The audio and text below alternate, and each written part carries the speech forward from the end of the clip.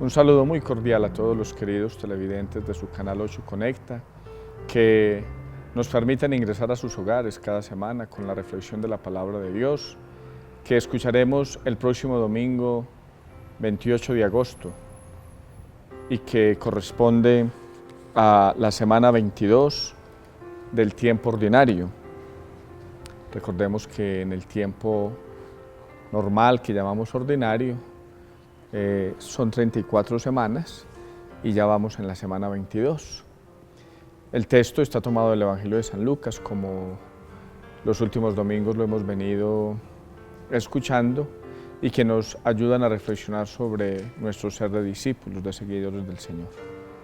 Vamos a escuchar la lectura del Evangelio con atención y a partir de él a hacer alguna reflexión que sirva para nuestro bien cristiano y espiritual.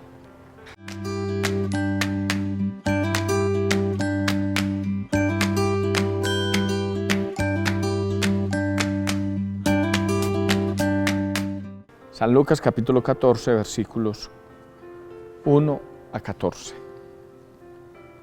Entró Jesús un sábado en casa de uno de los principales fariseos para comer, y ellos le estaban espiando. Notando que los convidados escogían los primeros puestos, les propuso este ejemplo. Cuando te conviden a una boda, no te sientes en el puesto principal.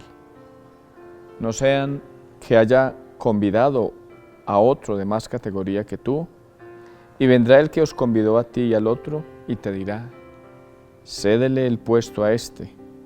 Entonces, avergonzado, irás a ocupar el último puesto.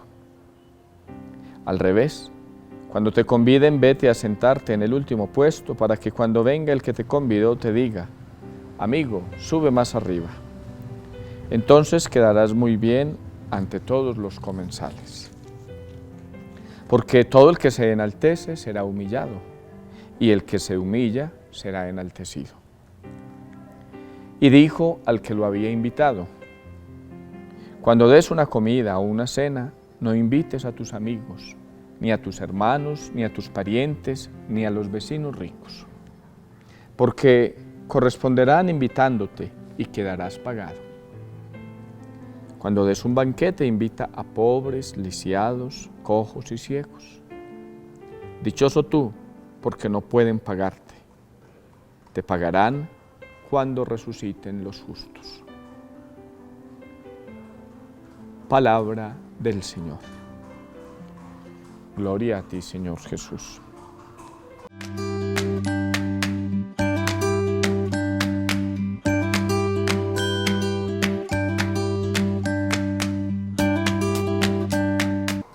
Muy bien, queridos televidentes de su canal 8 Conecta, el evangelista San Lucas ha venido en los últimos domingos indicándonos distintas características de lo que significa ser discípulo del Señor, de seguir a Jesús por el camino que conduce a Jerusalén, por el camino que conduce a la cruz.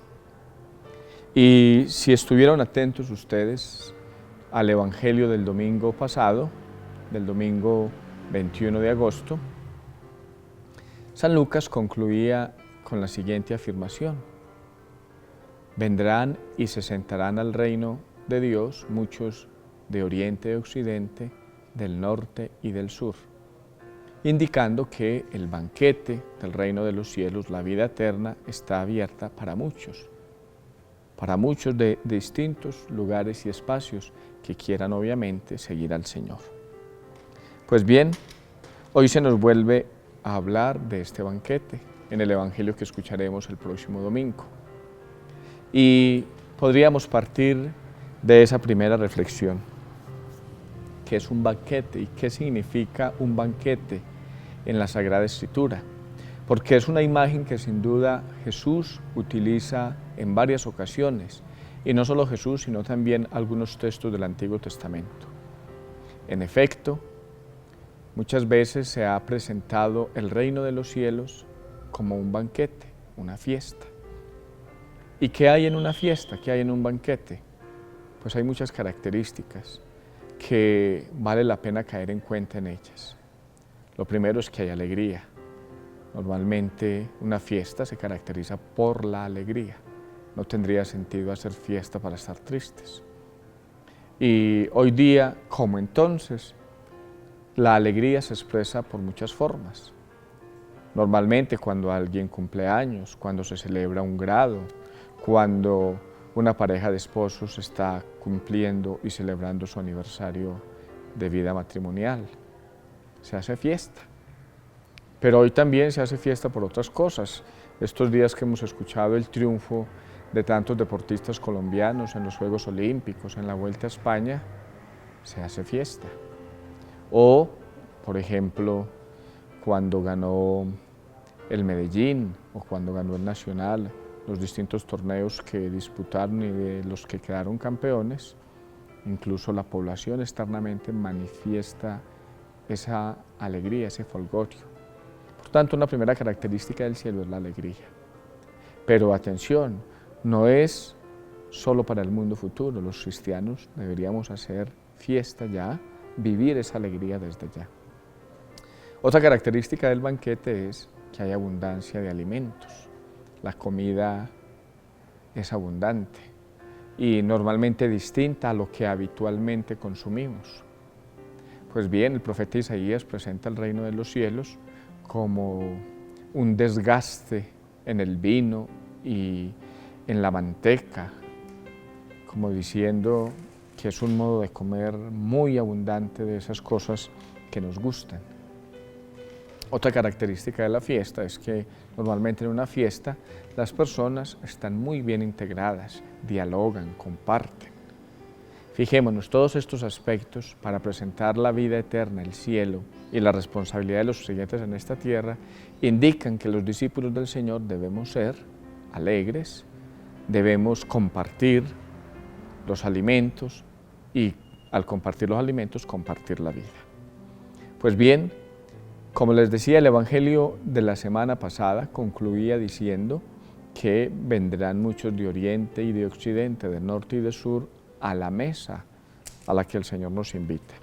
Y en ese contexto deberíamos entender la expresión que hoy trae el Evangelio, porque dice, primero que todo, que cuando des una comida o una cena, no invites a tus amigos, ni a tus hermanos, ni a tus parientes, ni a tus vecinos ricos, porque corresponderán invitándote y quedarás pagado, como indicando que muchas veces las cenas, las fiestas, las hacemos solo para los nuestros y que en el reino de Dios no hay exclusión, todos estamos invitados a esa fiesta. Especialmente en el siglo I, en el tiempo en que vivió Jesús, era muy común que las fiestas tuvieran distintos protocolos y que los personajes que tenían la capacidad de realizar una fiesta solo invitaran a las personas que estaban en su mismo nivel social, en su mismo estatus. Tal vez hoy, 20 siglos, 21 siglos después, sigue sucediendo igual. Normalmente los pobres hacen sus fiestas y le dan cabida a todo mundo y los ricos tal vez excluyen un poco más. Pues bien, la característica de los creyentes debería ser acoger a todos. Y por ello el Señor lanza a esta invitación cuando dice, cuando des un banquete invita a los pobres, lisiados, cojos y ciegos. Dichoso tú porque no pueden pagarte, te pagarán cuando resuciten los justos. Más allá del aspecto físico de una fiesta particular, pensemos que la vida cristiana debe ser una acogida a todas las personas, que no podemos hacer exclusión de personas, que el cristiano debe ser acogedor y debe buscar estar bien con todas las personas, no de una manera postiza, sino auténtica. En estos días en que hemos visto tantas discusiones, por ejemplo, por la cuestión del género y la educación, es claro que la Iglesia Católica a lo largo de los siglos ha respetado a las personas, sin importar su condición social, religiosa, sus creencias y también su condición sexual. En esto la Iglesia ha sido respetuosa. Uno lee el Catecismo de la Iglesia y dice, todas las personas merecemos respeto. Luego ya al aplicar la verdad que el Evangelio nos propone, se nos invita a ser rectos y a vivir según los valores del Evangelio, pero siempre respetando a todos aquellos que no estén de acuerdo con nosotros en cualquier aspecto de la vida. Pues a esto es a lo que el Señor nos invita, a que seamos acogedores. El Papa Francisco, en la última exhortación que escribió sobre la vida familiar, la moral conyugal, nos invita a los sacerdotes y en general a los cristianos a que no condenemos a las personas que por alguna circunstancia triste han sufrido una separación en su vida matrimonial, sino que tratemos de acogerlas, de ayudarles a discernir su situación, de mostrarles que la única comunión que se tiene con Dios no es la eucarística, si bien es la más perfecta, hay otros modos de hacerlo, y que ante todo los respetemos, porque hay muchas personas que injustamente han sufrido la separación y padecen y experimentan sufrimientos internos, y entonces la Iglesia, que es todos los fieles, los que creemos en Jesús, debemos ser acogedores, acompañar y tratar de comprender las realidades que viven para en definitiva ser hermanos. Es decir, lo que el Señor está diciendo aquí y que nos sirve a nosotros es que debemos ser hospitalarios y acogedores con todas las personas, que no debemos despreciar a nadie. Si piensan distinto a nosotros, si actúan distinto a nosotros e incluso al Evangelio, tal vez hay que decir, no estamos de acuerdo con esto o aquello, pero siempre respetando las personas y acogiéndolas, nunca despreciándolas, rechazándolas y mucho menos condenándolas. Entonces, sin duda que esta es una primera enseñanza. Otra enseñanza que nos regala el texto sagrado es la humildad. Recordemos que Jesús no tuvo problema en juntarse con todo tipo de personas y que por ello fue criticado, porque iba a comer a casa de publicanos, que eran aquellos que cobraban impuestos e incluso robaban dinero para sí mismos. Cobrando impuestos en nombre del Estado, robaban dinero para sí mismos. Y el Señor no tuvo problema en estar con ellos, en acogerlos. Porque, vuelvo y repito, si bien el Evangelio rechaza el pecado, nunca rechaza a la persona que lo comete, porque la persona siempre merece respeto. Por eso la Iglesia nunca condena a nadie. No podemos hacerlo, no está en el Evangelio. Nadie está condenado definitivamente por el Evangelio, porque siempre está la posibilidad de ser mejor. Y cuando se canoniza una persona, se está diciendo que ha adquirido, por gracia de Dios, la salvación. Por eso la Iglesia nunca dice que hay alguno en el infierno. Alguna vez le preguntaban al cardenal Martini, que era muy conocedor de la Sagrada Escritura, si creía en el infierno. Y él decía, claro que creo en el infierno, pero lo que dudo es que hayan personas allí, como indicando que la misericordia de Dios es tan grande y por ello la Iglesia nunca podrá tener potestad y autoridad para decir que alguien está condenado. Pues bien, por eso Jesús iba a la mesa con estos pecadores públicos, por eso se dejaba tocar de las prostitutas. Fíjense que esos protocolos sociales que existían en el siglo I y que hoy siguen existiendo y a muchos escandalizan, tienen que hacernos tomar conciencia que ninguna persona puede ser rechazada. No podemos juzgar a las personas por sus actos simplemente, porque es que la persona es mucho más que sus actos particulares y singulares. Y por eso si hay acogida, si hay discernimiento, si hay comprensión, se puede valorar más la persona y motivarla también al cambio, a la conversión. Pues bien, el Señor dice, el Evangelio, que fue invitado a casa de uno de los principales fariseos y pone una anotación muy implícita, pero que vale la pena tener presente. Y ellos le estaban espiando, como indicando que los fariseos estaban al acecho, estaban espiándolo a ver cómo se comportaba en aquel banquete. Y fijémonos, notando Jesús que los convidados escogían los primeros puestos, les propuso este ejemplo. Y a partir de este ejemplo nos enseña a ser humildes. Cuando te conviden a una boda, no te sientes en el puesto principal. Porque, como nos sucede a los seres humanos, muchas veces nos gustan los primeros puestos. Nos gusta que nos elogien, como que ese egoísmo y esa autoestima que tenemos nos quiere hacer ver como si fuéramos los primeros.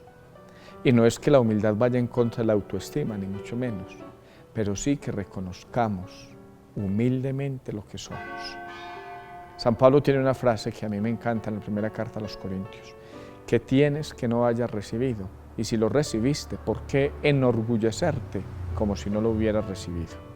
Fijémonos, muy bueno tener cualidades y hay que valorarnos cuando las tenemos, pero la finalidad de eso es el servicio a los hermanos y la gloria a Dios. No ponernos por encima de Dios y por encima de los hermanos porque tenemos un don, una cualidad, una habilidad. Entonces, a partir de esta experiencia, el Señor nos invita a ser humildes. ¿Por qué ser humildes en relación con Dios? Porque dependemos de Él, sin duda. Fijémonos que nuestra vida pende en el fondo de un hilo. No sabemos cuándo vamos a morir, podría ser hoy mismo, en este mismo momento. Y entonces el orgulloso, el soberbio, el que se cree el dueño del mundo, ¿en qué queda? Muchas veces los hombres somos orgullosos cuando tenemos salud, cuando tenemos dinero, cuando tenemos conocimientos. Y luego cuando llegamos a la vejez, a la enfermedad, a la pobreza, ahí sí nos acordamos de Dios y de los hermanos. No puede ser esta la actitud. Precisamente en el libro del Eclesiástico vamos a escuchar en la primera lectura, que escucharemos el próximo domingo: Hijo mío, en tus asuntos procede con humildad y te querrán más que al hombre generoso. Fijémonos, no es que no podamos tener cualidades y que no las valoremos, lo que decía ahora, que tengamos autoestima. Al contrario, si podemos potenciar más nuestras cualidades, maravilloso. Pero no puede ser para sentirnos superiores a los demás y mucho menos para sentirnos dioses, iguales a dioses o superiores a Dios. La semana pasada, cuando Mariana Pajón ganó su medalla de oro, su segunda medalla de oro, me gustó mucho la respuesta que le dio al periodista cuando él le dijo: eres la mejor deportista de Colombia y de Sudamérica, eres la más importante. Y ella contestó: no soy más importante que nadie, todos hemos dado lo mejor. Fíjense, es una actitud que reconoce sus capacidades y cualidades sin ponerse por encima de nadie, porque todo lo que tenemos en el fondo es don de Dios. Entonces, esta humildad con Dios significa reconocer que sin Él no podemos hacer nada, que todo lo que tenemos es por su bondad y misericordia, la vida, la salud, las capacidades, la posibilidad de trabajo, pero a la vez ser humildes con los demás. Si tenemos cualidades y capacidades es para servir a los demás. El libro del Eclesiástico, en efecto, tiene una frase que es muy diciente, porque señala: hazte pequeño en las grandezas humanas y alcanzarás el favor de Dios, porque es grande la misericordia de Dios y revela su secreto a los humildes. Conocemos tantas personas que tienen tantos conocimientos, tantas cualidades, tantas capacidades, tanto dinero incluso, pero son humildes. Es decir, han sabido llevar al equilibrio los dones que el Señor les ha regalado. Y en este sentido es muy difícil que el orgulloso, el que no tiene sencillez y humildad para acercarse al Señor, viva esta alegría de servir a los demás, de compartir con los demás. De modo, queridos televidentes, que podríamos en esas dos ideas centrales que hemos reflexionado sintetizar el mensaje del Evangelio de este domingo. Por una parte, ser acogedores con todos, es decir, no despreciar a nadie, rechazar algunos actos con los que no estamos de acuerdo no significa rechazar la persona. Con respeto, tal vez decir: no estoy de acuerdo con esta posición tuya o con esta actitud, pero eso no quiere decir que yo sea enemigo de la persona o que no la acoja. Y segundo, buscar ser humildes, pedirle al Señor nos dé el don de la humildad, no crecernos, no dejarnos enceguecer por el orgullo. Cuando el orgullo domina nuestra vida, suceden muchas cosas, nos volvemos iracundos, porque creemos que siempre tenemos la razón y todo lo queremos solucionar con gritos. Nos volvemos desagradables, porque a una persona orgullosa las personas empiezan a huirle, porque claro, no hay esa capacidad de relación con el otro, porque siempre está mirando al otro como si fuera superior. Y todos somos iguales. Como dice algún escritor, todos somos iguales. Esa igualdad se ve en el nacimiento, que todos nacemos desnudos, y en la muerte, que todos morimos. Luego del nacimiento a la muerte suceden muchas cosas en la historia personal de cada uno que nos hacen crecer, pero que no pueden, y para un cristiano no deben hacernos creer superiores a los demás. Acojamos esta palabra del Señor, que es sin duda una palabra para hacernos felices, no para amargarnos la vida. Y ojalá que continuemos en nuestro esfuerzo por hacer el bien. Pasando a otro punto, recordamos que en la parroquia siempre estamos dispuestos a acogerlos, a prestar nuestros servicios desde el Evangelio que sean posibles. Recordemos que existe la Casa Pan y Vida, Papa Francisco, que es un espacio muy concreto para solidarizarnos con los más pobres de nuestra comunidad parroquial, cooperando con alimentos, o con ropa, o con bienes económicos, a tantos pobres que desde la parroquia se les ayuda. Recordemos también que el templo pues está en restauración. Como escuchamos el domingo pasado, ha pasado una etapa que ha sido muy invisible, no se ve externamente, pero que era fundamental, el estudio del subsuelo donde está asentado el templo, para ver qué dificultades y deterioros tenía y también cómo se pueden continuar con las siguientes etapas.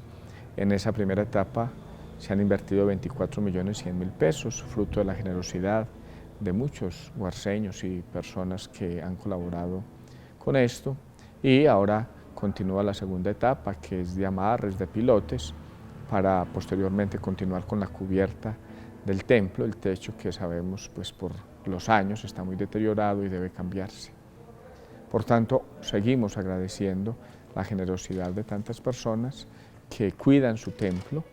Eso no es de nosotros los sacerdotes somos pasajeros por las parroquias. El templo es de la comunidad parroquial y es para el servicio de la comunidad parroquial, para tener un espacio digno donde adorar a Dios y poder continuar anunciando la palabra del Señor. A todos les agradecemos su amable atención y los invitamos a continuar en sintonía con este Canal 8, que es patrimonio de los huarceños y que hace tanto bien dándonos a conocer los valores de nuestro municipio. A ustedes les deseamos lo mejor y esperamos que las bendiciones del Señor sean abundantes en esta nueva semana que el Señor nos permite vivir. Tengan muchas gracias del Señor y una buena noche.